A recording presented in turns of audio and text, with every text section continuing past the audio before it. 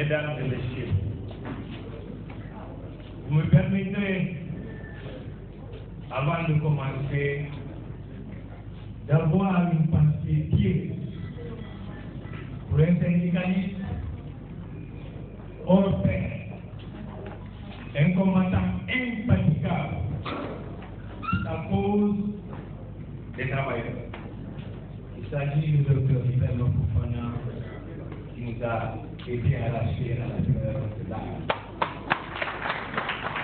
Avoir aussi une pensée pieuse pour tous les travailleurs qui depuis janvier 2010 nous ont quittés pour rejoindre le royaume.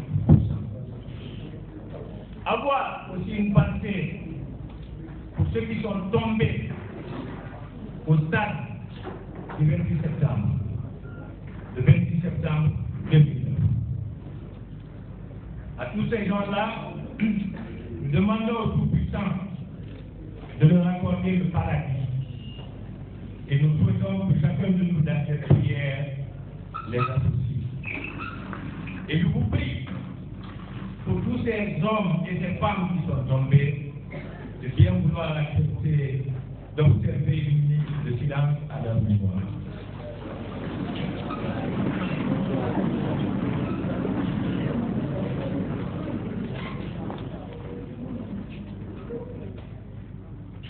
Je vous remercie.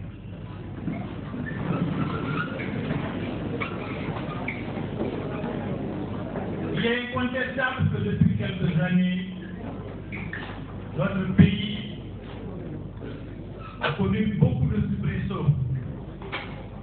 Et nous avons vécu dans un contexte économique et social extrêmement difficile, caractérisé par la hausse généralisée des prix, le manque d'emploi, le déséquilibre de la balance des paiements, la décélération, etc.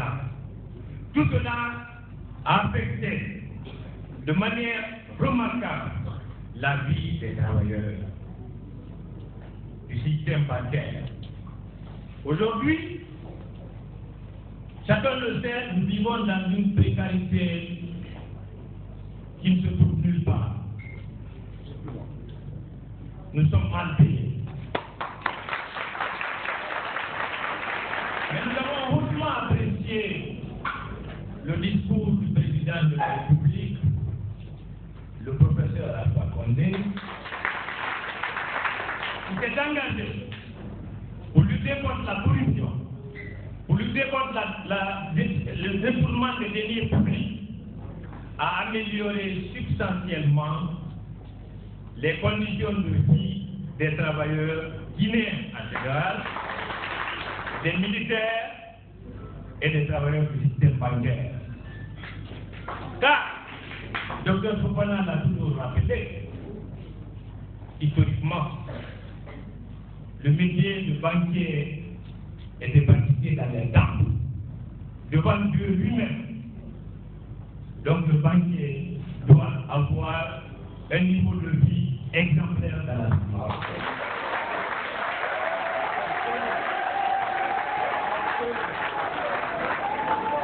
Les hommes doivent porter des cravates.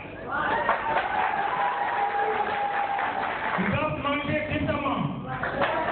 Les femmes doivent aussi s'habiller décemment, vivre décemment. D'ailleurs, la première page dédie l'année 2011 aux femmes de Guinée.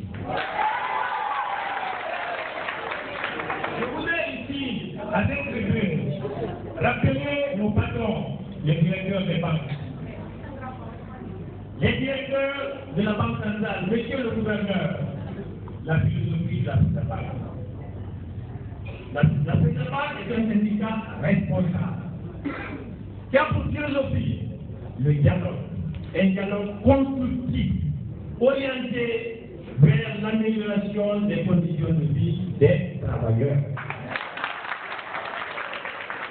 Nous voudrions interpeller les travailleurs à plus de professionnalisme, à plus de rigueur dans l'exercice de leurs fonctions. Parce que comme l'a dit tout de suite le camarade So, la FENABAC s'oppose fermement à la convocation des travailleurs dans les commissariats. La FENABAC s'oppose fermement à l'élimination des travailleurs. Lorsqu'un travailleur a détourné de l'argent, il y a une procédure interne. Il faut observer. Lorsqu'au bout de cette procédure, on n'a pas de résultat, on peut transmettre le dossier ailleurs. Mais la procédure ne signifie pas mettre l'intéressé en prison tout de suite. Lorsque sa culpabilité est établie,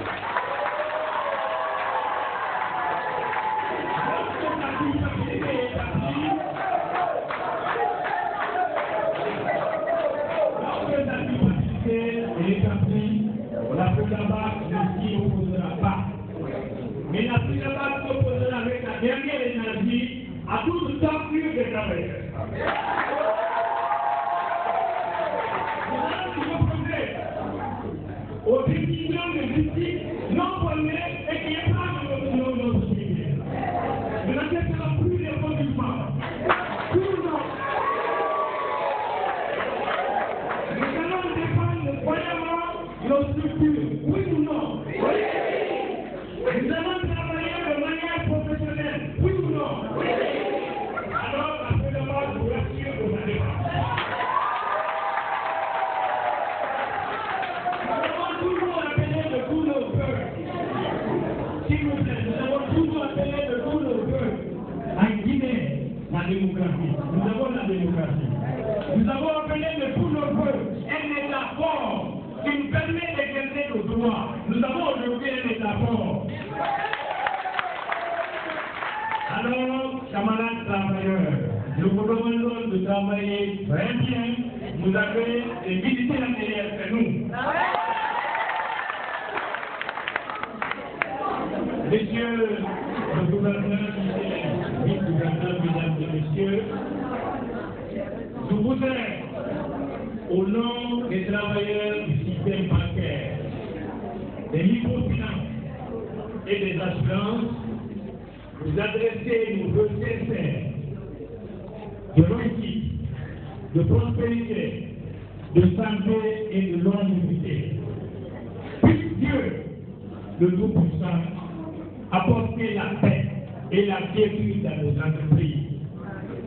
Nous souhaiterions tous, au cours de l'année 2011, que les travailleurs